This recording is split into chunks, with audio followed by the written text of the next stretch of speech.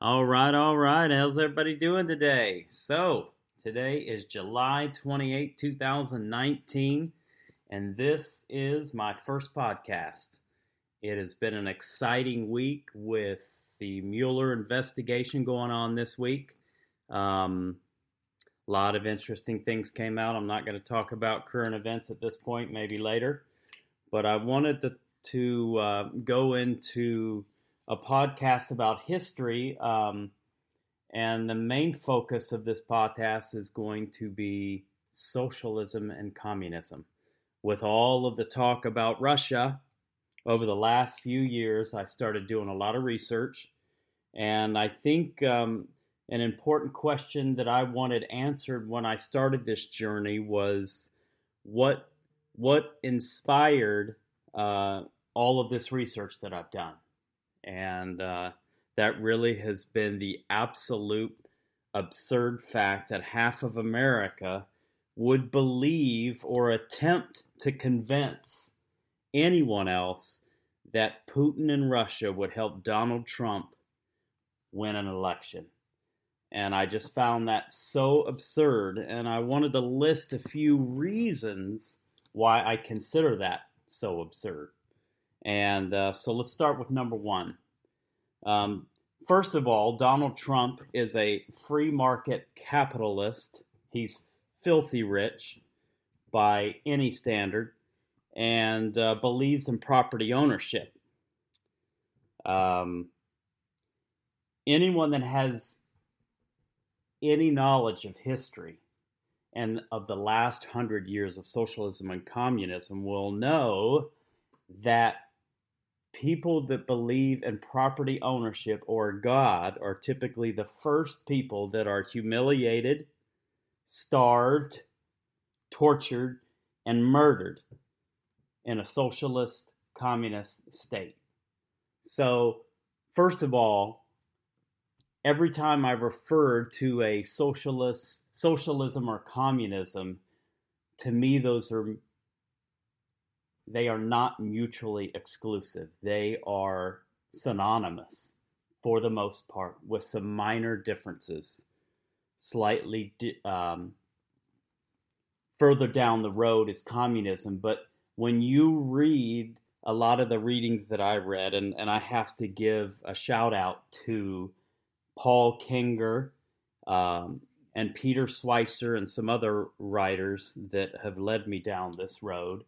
And when you read his book Duped, amongst many other books of his that I'm reading, you will quickly see that Stalin and Lenin and Trotsky, Pol Pot, Fidel, they all referred to themselves as socialists.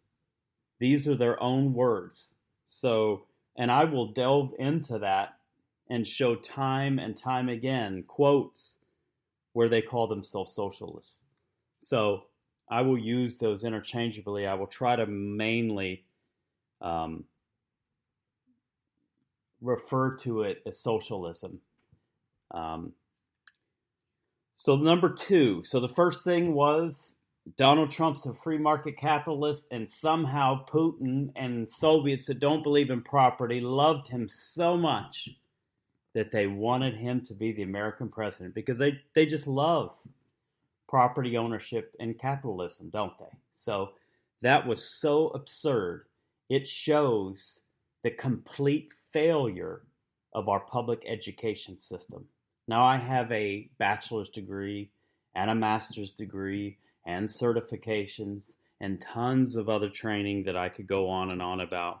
I have been blessed, and along with being blessed with some opportunities, I also had to spend a lot of time and give up a lot of my free time obtaining those things. But I did not learn any of this in my public education. Very small amounts of what I knew. But what I was taught is objective reasoning. And anyone could reach these conclusions without any formal college training. In fact, I would think a sixth and seventh and eighth grader could reach these conclusions that somehow our Congress people and educators and PhDs and all kinds of other folks sit and try to convince people of and lie to them. And this just doesn't make sense. So that's why I was so inspired to do all this. So with the first one was Trump's a capitalist and somehow him and Putin fell in love and Putin wanted to get elected. So that's ridiculous. Number 2, Uranium One. If anyone wants to read Clinton Cash, they will learn about all the ins and outs of Uranium One. Thank you, Peter Schweitzer. Fantastic book. And all of his other books are great too. If you haven't read Extortion, throw them all out. Those are great books to understand the rules of engagement that Congress and the Senate function under. And if we as citizens, including with Donald Trump, are not able to change the rules that they operate under, little of what he does will make a difference and will be long lasting. And that's not Donald Trump's fault. That's our fault. Because I am 50 years old almost, and I'm just learning this a few years ago. And if most other people are not going to read the amount of material I have read, but you can read a few of those books. And if we all understood that as well as we came to understand Spygate, we would be in a much better position to lead our Congress people and representatives toward a solution to curtail the spoils system that they benefit from by going around bribes and allowing their family members and other folks to be hired and paid, like Biden's son in China and in Ukraine, sitting on the boards of these companies that they know nothing about, getting paid tons of money to affect public policy. Until all of that is curtailed and laws are in place and enforced, it will never change. So anyway, so if we look at uranium and the Iran nuclear deal that Obama pushed and attempted to take down Mike Flynn for because he opposed the Iran deal, you will quickly see that Russia was sending people into North Korea and into Iran.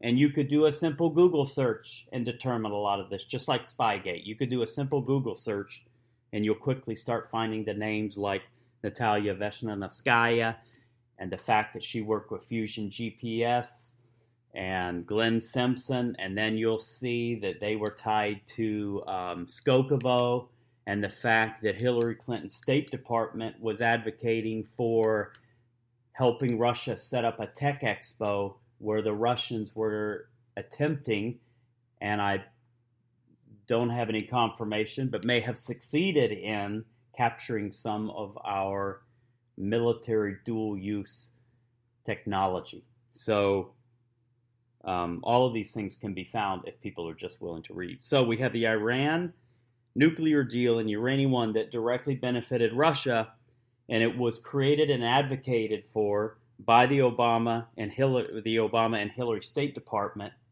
And remember, when the Iran nuclear deal was going through, I kept saying to my wife, why are we advocating for Iran to get nuclear weapons, even in the long term, if they have taken our sailors hostage and they are chanting death to America? Whether that be a small portion or a large portion of their population, it didn't make sense. If someone just took your soldiers hostage and you had to pay to get them back, why would you be advocating for them to get weapons of mass destruction, while at the same time saying that we need to curtail the rights of American citizens to have guns because we're worried about their safety? None of this makes any sense. So these are some of the major reasons why I started doing a lot of research, because I wanted to know how all of this was allowed to go on, all of the finer points. And you can tune into Dan Bongino and other podcasts from Sebastian Gorka, and so many others. Mark Levin has been fantastic. That's where I saw Paul Kinger. And man, you start reading those books and it's hard to put down. It's better than any spy or action movie novel that you could ever read. It is depressing, but it is history and it is important to know. So somehow, the public and many of our leaders are trying to convince us that these things aren't problems and they don't represent a risk. So I wanted to know more. That's why. So I think what this has shown us, what I'm going to try to articulate in this podcast and show everyone, thanks to Paul Kinger, I can't thank him enough for all of his work that he has laid right at our feet if we're just willing to pick up a book. But what I'm going to show and what you can see is that our public education system is an epic failure. And it is becoming an even more epic failure because of our social justice and the fact that we are no longer promoting the very best. We are demeaning the very best, and we are pushing forward less than the best. And it's very sad to see. And it puts us at risk. Many of our high-tech jobs in America, whether they're in the defense industry or not, are having to be outsourced because we don't have the expertise. When you're graduating people in gender studies degrees and African American studies degrees, how are they going to fill your security needs either at the cyber level, at the engineering level, at the computer science level, at the financial level, to make sure that your monetary policy and banking system, I mean, if you'd like to go to George Mason University, you can look up what is our actual national debt. You'll see it's not 20 trillion, it's 210 trillion. And that is Medicaid Part A, B, and D. That article clearly lays it all out for anyone to see. And when you can't even add and subtract correctly, we got a serious problem here. And if I was a creditor, I wouldn't be lending money to someone who had no intention to pay it back and was even talking about taking out more debt, right? So we have a serious problem. And if we can't name the problem, face the problem, and talk about solving that problem, and we're talking about spending $32 trillion on a Green New Deal, we are in serious trouble.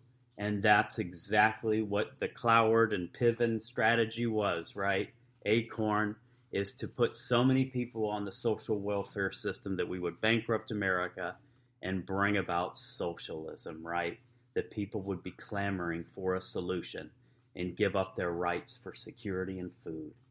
And so what I want to show is that our education system has failed and that this is not an accident. This is by design. And the first podcast I'm going to do is about John Dewey.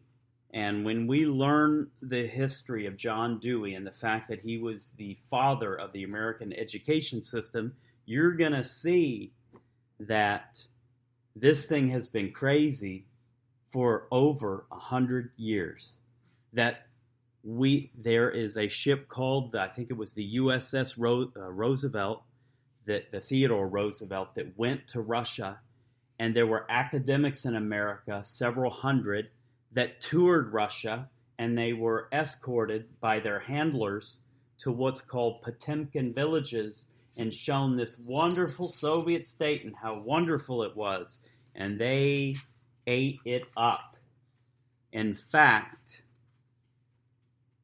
the Bolsheviks implemented John Dewey's system. They considered his education system and ideas so important that while they were killing massive amounts of people and fighting the revolution, that they dedicated a significant amount of time and money to adopt that education system